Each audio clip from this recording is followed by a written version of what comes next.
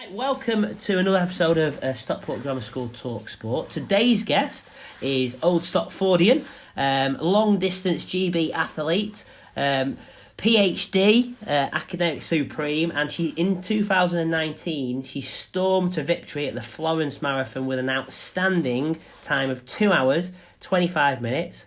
Welcome to Stockport Grammar School Talks Sport, Jess Piasecki. Thank you, thanks for having me. Possibly school days to where you are today. Yeah, sure. So, as you just said, I'm an Old Stopfordian, so I went to Stockport Grammar, I think from the age of about 7 or 8, actually. Oh, wow. And I first got involved in all sports, you know, like it is there, and everything's so readily available, which is amazing, and I did everything I could all the time. And I primarily sort of focused on hockey in the senior school. That was my main focus. But then when I was 14, so I think in my third year, year 9, I qualified for the English schools through the school cross country. So you obviously did PE. We had cross country lessons, doing laps and laps of the grounds. I used to have a few competitions with the lads in the class. And then went on from there. I qualified for the Stockport schools race, and then I came in like the top 8 there, and that meant I could represent Greater Manchester. So you did Stockport schools, Greater Manchester schools, and then went to the English schools, and I did it, and I didn't really know what it was, and it's quite a big event really now in sort of your developmental years. And one of the other lads on the team who went to Stockport Grammar, Ross, his dad actually said to me after the race, because I was just happy to be there. It was like a night away from mum and dad at the age of 14 was really cool. And his dad said, why don't you come down to Stockport Harriers? So then from there, I persuaded mum and dad just to, you know, add another sport into the mix, another thing they had to take me to on a night. And I dragged them down basically, and from there I developed in my running. At the time I was still focused on my hockey, but by the time I was sort of just starting my A-levels, I decided to focus on running rather than hockey, because that was when I first got onto the Great Britain cross-country team, and from there I just sort of continued to progress in running really. But it was definitely through school that I then managed to sort of develop to where I am now. Yeah. No, brilliant. And then obviously also alongside that, you've achieved great success in your academics as well. And how did you balance that?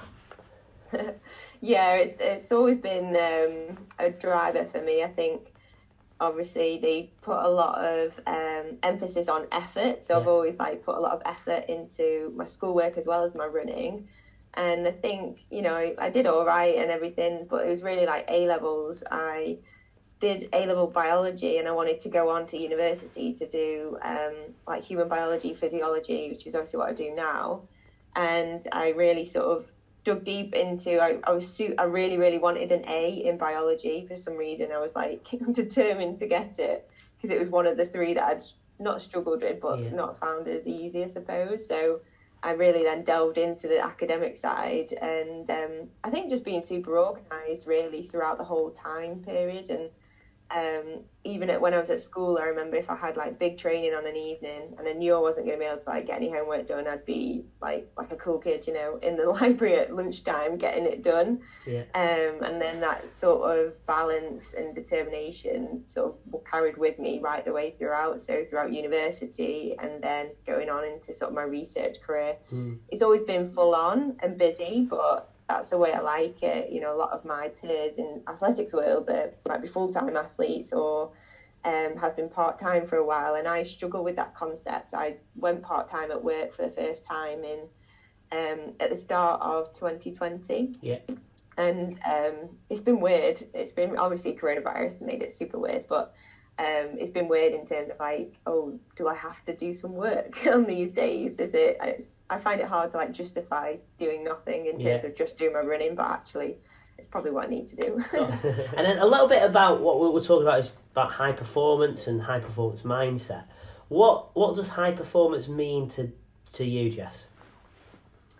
Yeah, I think it encompasses, it's not just your sporting ability, you know, no matter what sport it is. I think it is everything that goes with it. So like we've just talked about, if, you know, you're a youngster, balancing your academics or whatever it is you're doing at the same time is still part of that high performance, because inevitably you want to develop that other optional career as well as your sports, because sport won't last forever. So that's part of your lifestyle, and that all equates to high performance. And then alongside that, you've got, good nutrition, good recovery, and your mindset, like you just said. At the end of the day, even if you're a team sport athlete, it's you who's got to play in whatever position you're playing or whatever you're doing, and you need to be in the best frame of mind to be able to do that. And so if you know that you've done everything you can on the day, then I think that gives you the best opportunity to be in that high performance mindset as you were. And I think coronavirus as well has probably highlighted the importance of a mindset even more so than it previously was. And it's definitely been an area like I've managed to sort of try and focus on a little bit more during this time, because we've got those few hours where we're not driving to and from work, but also it's come to the forefront of everybody's minds that actually I need to look after upstairs, up here, as well as your legs that often do the work in sport. And then in terms of like role models and people who've influenced you on your journey, does anyone stand out to you who's had an influence, and why have they had that influence? Yeah, I think growing up in sport, I think it was the time I was probably about, in my school years, Kelly Holmes was doing really well at the time when I first got into sport, and to achieve that sort of the later stages in her career, and after all the injuries she had, that was really inspirational.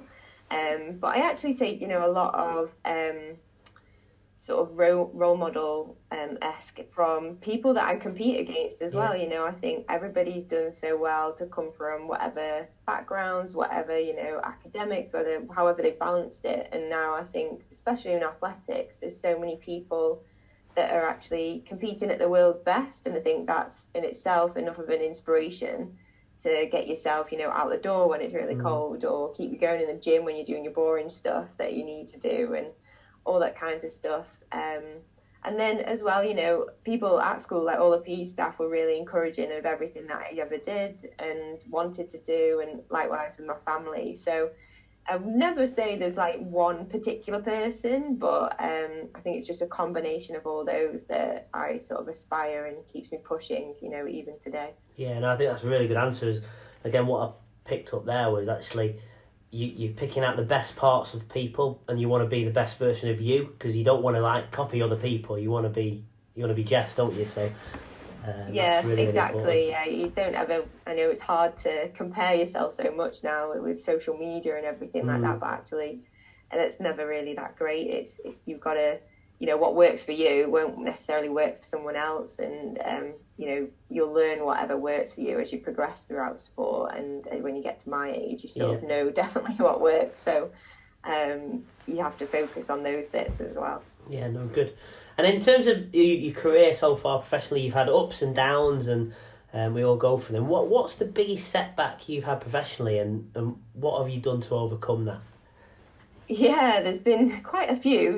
I was I suppose a bit late into athletics, and during my early years everything was great, everything was going well, and then when I was 18, just before I went to uni, I got quite a bad stress fracture, and then I seemed to get quite a few injuries from there, but I've always achieved along the way, and that's been part of my determination, I suppose. But I think one of the biggest setbacks was after 2015, I'd sort of made some real big jumps in terms of my performance into the senior ranks. I was then competing on Diamond Leagues. I had aspirations for the 2016 Olympics, and I'd set PBs right across the board. And even that, from 2015, before that, I'd struggled with a few injuries, but that seemed to I seemed to be a bit more consistent, which is inevitably what we want. But then after that, I then had a big injury, and the following years, I think from like 2016, I didn't then really race properly until sort of the spring of 2018, because I seemed to get quite a big injury after big injury. I had a couple of surgeries, I had some bone issues, so they were, and that was sort of the years where I was doing my PhD. I met my now husband, and it was sort of that crossroads where, do I carry on with this or do I not? But I never really put any pressure on myself, and I just sort of let things happen. I went through the injury process and the rehab because I knew I'd still want to run, even if it was for my health and just general enjoyment. But then by the time I sort of got to some kind of fitness, there was always that inkling of like, no, let's go a little bit more. Let's see what I can do still. I'm not done with this. And from there, that's sort of taken me to the position I am in now, which is sort of my time now has cemented me as a pretty decent marathon runner, and hopefully I can continue on into the late 30s that I'm heading towards. So I think that was probably my biggest setback. And on the flip side, then you've had lots of accomplishments and hopefully more to come. What accomplishments are you most proud of, and why? Yeah. I think there's two really. I think in 2012, so this is quite a while ago now, I won the under 23 European cross country. And again, for me, I love cross country, and that's again how I started in the sport. I think not many kids like cross country, but I did. And the European cross is something I was part of it when I was 16, but then I missed several years, and I finally made it back in 2012, and I was in fabulous shape, and I actually won the senior and under 23 trial. But I decided to compete in the under 23s just because I'd been through so much. I wanted to just enjoy that time as an under 23, and I won, and I won not with ease, but it felt so good. And the race just went how I wanted it, and it was -9, there was snow everywhere, but I just sort of stuck my head down and got on with it. And actually, I think when you're going into a champs like that and you've won and everyone knows you're in good shape, it takes another mindset to actually execute that on the day, and I did. So that was one of my most proudest moments. And then Florence at the end of 2019 was definitely the latest. And I think because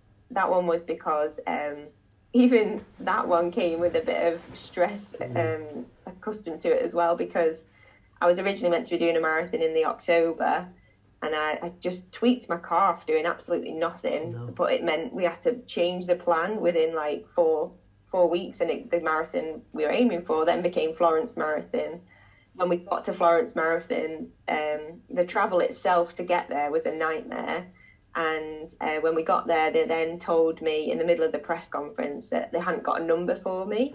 And it was just chaos, like the whole thing. My husband was there, my parents, and they were just like, what on earth is going on?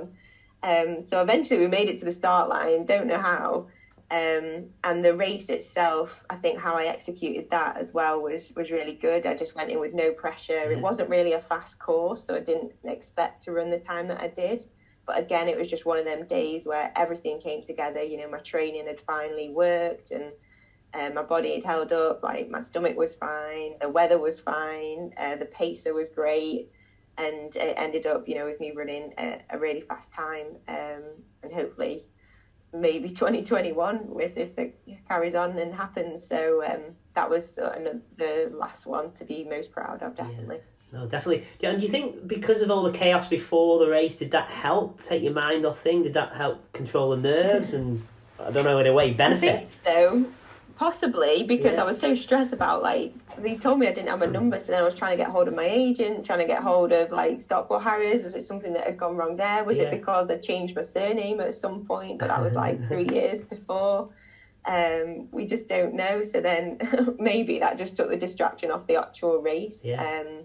And I think because, there was not many people I knew there or anything in terms of my competition, there was a load of, really good club runners, blokes that I could run with. I didn't know, but like on the start line, they were there as well. And that made the race sort of a bit more relaxed because there was a group of us all together. And I'm not normally in training. I go off like a rocket and just hold on for dear life and normally die towards the end. And my coach said to me beforehand, he was like, you cannot do that in your actual race, Jess.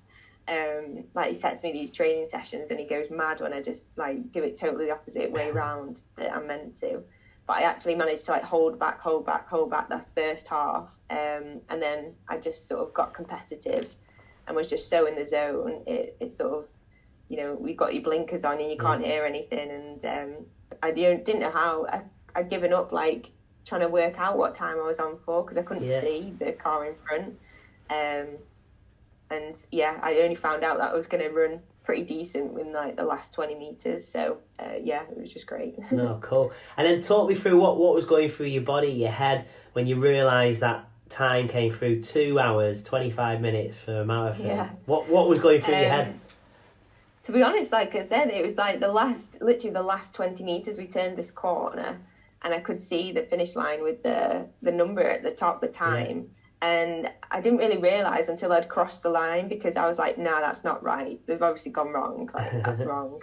But we turned the corner and there's loads of people on the streets and stuff cheering. And I was just like getting to that finish line, because by that point, the last 2K was really starting to sting. And I finished and like lay on the floor for a bit and checked my watch. And then I was like, have you seen what time I just ran? And I think, I think then it just started to like sink in. I couldn't find my husband or my family for ages, and then eventually found them. And it wasn't until, perhaps the next few days that it really sunk in as to what I was achieving, because then I kept getting phone calls from everybody, and my agent was calling me like, this opens doors for you, all that kind of stuff. And it was like, wow, this is actually what I've been working for. This is what I wanted. It's actually happening. This is your life. Yeah. And I was like, oh, right, okay. So then a couple of weeks later, I went into work. I was like, can I go part-time? So yeah, it just sort of went from there. Oh, amazing. And then what's the future hold, Jess? What are you going to achieve in the future? Yeah, well, I think that's everyone's inevitable question at the minute. So at the moment, we are hoping Tokyo is going to go ahead. So everything's geared towards that. There's a qualification race for us marathoners at the end of March. So everything's sort of focused towards that. I've done the time, so I need to come top 2. And then ideally Tokyo, but if not, I would hopefully do a marathon in the autumn. Yeah. And for me, I just want to, become the marathoner that I want to. So keep chipping away at that time, but also competing at the championship events. So like the Commonwealth Games is next year, as well as the World Champs. There'll be European Champs coming up, and as well competing on, the pinnacle marathons like New York Marathon I'd love to do, and Boston, London, all that kind of stuff. If I can just keep doing that for the next few years, then I'll be really happy. Oh, amazing. And then what about your academics? Obviously, that's a big part of your life as well. Do you want to just tell the listeners a little bit about what you're doing there? Because I think you're doing unbelievable work there. Yeah, so I sort of from university, I've sort of followed in my research interests. I think I really got into it in a master's degree. And then I did a PhD, and now I work as a lecturer at Nottingham Trent University. As I said, I was, everything's always been full time until last year, and I work 3 days a week, although I think most weeks it is 5 days a week. So within that, I obviously teach the university students, but we research. My particular areas of interest are female physiology. So working with like female athletes, understanding the menstrual cycle, how that impacts performance, and sort of what mechanisms are underlying that influence. And then I also do a lot of research in aging, so how physical activity can affect and help our muscles and our bone health as we get older. And particularly I focus on masters athletes, so people who have been competing like since they were 18 up to 78 years old, and they're really competitive, like world record holders and so on. So that's sort of the main focus of my research, and hopefully I'll carry on and progress through the ranks in my job role as well at the same time, and just keep evolving my research really. No, really, really exciting. So it sounds really interesting. So good stuff, good work. And then we're asking these 2 questions to everybody. What are your 3 non-negotiable behaviours, Jess, that you'd expect from yourself, but anybody else you'd come into contact with? Oh, okay. That's a tricky one. Well, at the moment, I would be non-negotiable on hygiene. Keep washing your hands. So that's, I suppose, one behaviour. But for myself, I think just determination is definitely one, because I think that applies to a lot of avenues of life. So, you've got to be determined as in doing the training when you don't particularly want to, when you need to, doing the rehab, doing the boring stuff, eating right, sleeping right. And also, you know, for me, getting my work done and applying myself to 100% there. And then help, you know, going through any injuries at the time or whatever it is, that's always a key aim. But as well, at the same time, you know, I think you've got to bring it back to, and even people you're working with in work and in sport, is enjoyment. You've got to be able to enjoy it, because, you know, without that, then I don't really see much point to it, if you know what I mean. To be quite blunt, you know, I've got to enjoy my work, that then helps me be happy for training, and vice versa. I have to enjoy, you know, most aspects of my training to keep doing it. And because it's such a big part of life, I think you really just it's got to be enjoyable. And, you know, I'm not saying enjoy, you're going to be running in the, you know, slushy snow and sleet or whatever with a massive smile on your face all the time. But there's got to be some kind of enjoyment to drive you to go out there and do it. And I think once that's lost for me, I think that'll be a time where I think, right, okay, it's time to close that chapter. But at the moment, I'm still enjoying it. So definitely. No, I think that's really important. And a lot of people we spoke to on this series is that love for what they do and that passion for what they do, because it's a massive driving force that if you love to do something, then your mental well-being will be so much better than on top of that. Exactly, yeah. No, cool. And then, Jess, if you were to go back to Stockport Grammar School then at 12 in the senior school, what advice would you give yourself, knowing what you know now? You know what, I think about this a couple of times. I would say chill out. Yeah. Like, because I think I was probably quite a serious kid, you know, and I was always wanted really good grades and really good effort grades, and have to get my homework done and never be rebellious and things. But for me, I would just be like, chill out. Like, you've got so many years ahead of you, you know, before you know it, you'll be paying mortgages and bills and all that.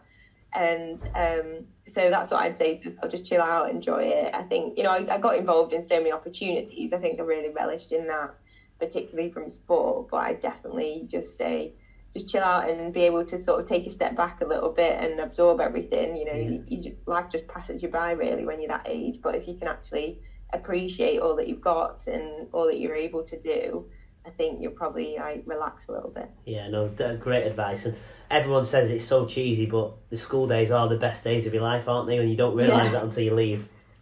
Definitely. I remember the years, particularly at Stockport Grammar, I think the best ones were like GCSE years for us, and especially our year group. We all just seemed to gel really well at that time.